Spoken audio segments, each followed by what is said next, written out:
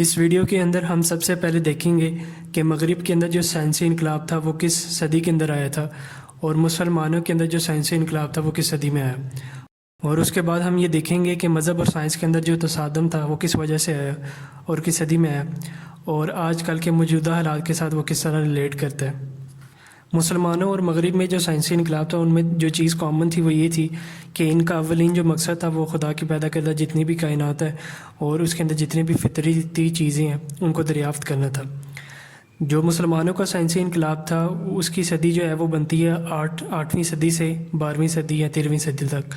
جبکہ جو مغرب میں سائنسی انقلاب آیا تھا وہ 17ویں صدی میں آیا تھا۔ اور ان صدیوں کے اندر بہت سے ممالک کے اندر جس طرح برطانیہ، فرانس وغیرہ، ان میں جو سائنسی ادارے قائم تھے ان کا مقصد یہ تھا کہ کائنات کے اندر جتنی بھی پوشیدہ چیزیں ہیں ان کو دریافت کرنا ہے،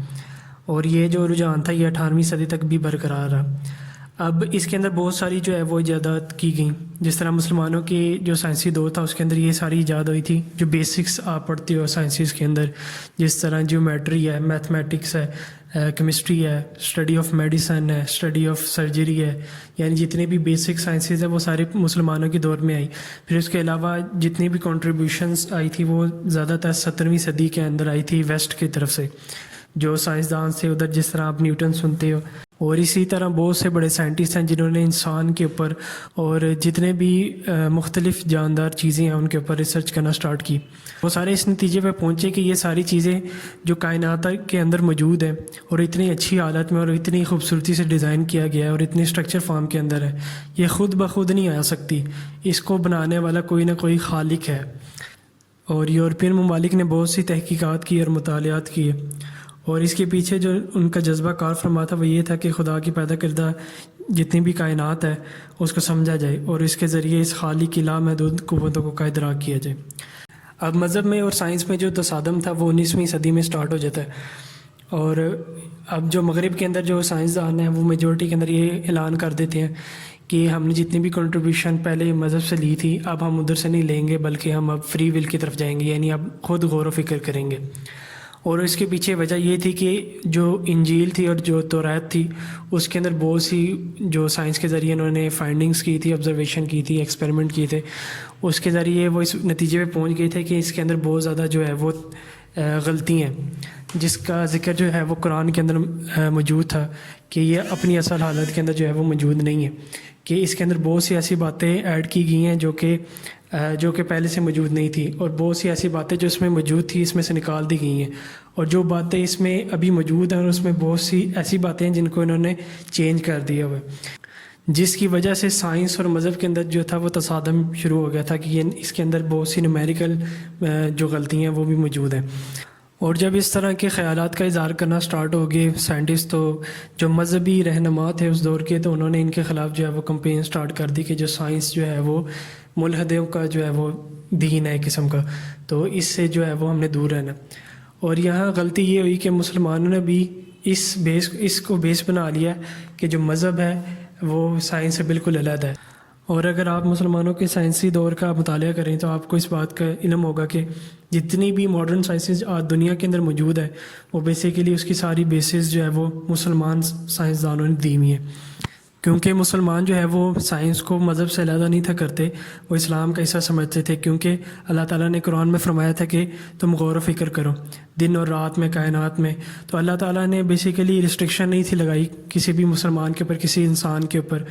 اور مسلمانوں کے وہ مذہبی پیشوا جنہوں نے کہا کہ سائنس جو ہے وہ اسلام کا حصہ نہیں ہے، یہ ملحدوں کا دین ہے، تو یہاں یہ بات کرنا بہت ضروری ہے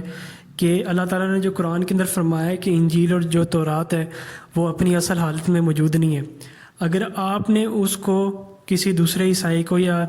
جو یہودی ہے اس کو ثابت کرنا ہے کہ یہ آج اصل حالت میں موجود نہیں ہے، تو وہ آپ صرف اور صرف اس کو غلط ثابت کر سکتے ہو سائنس کی بیسس کے اوپر، اور سائنس نے یہ ثابت کیا تھا کہ جو تورات اور انجیل جو ہے وہ اپنی اصل حالت میں موجود نہیں ہے، بجائے ہم مسلمانوں کو یہ بتاتے ہیں کہ جتنے بھی سائنٹیفک لاز اینڈ فیکٹس ہیں وہ دراصل اسلام کی جو تعلیمات ہے اس کی تصدیق کرتی ہے۔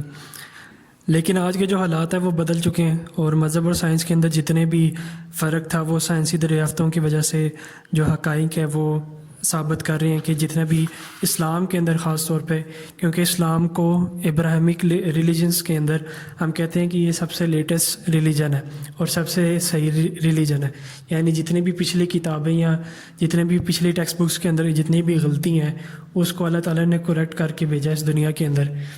اور مذہب کا یہ دعویٰ ہے کہ کائنات کو عدم سے وجود میں لایا گیا ہے، اور سائنس نے اس حقیقت کے کئی ثبوت دریافت کر لیے ہیں۔ اور جو لوگ سائنس اور مذہب کو ایک دوسرے کا دشمن قرار دیتے ہیں اور تورات یا انجیل کے بعض حصوں کا حوالہ دے کر یہ ثابت بھی کرتے ہیں کہ یہ تعلیمات کس قدر سائنسی دریافتوں سے متصادم ہیں،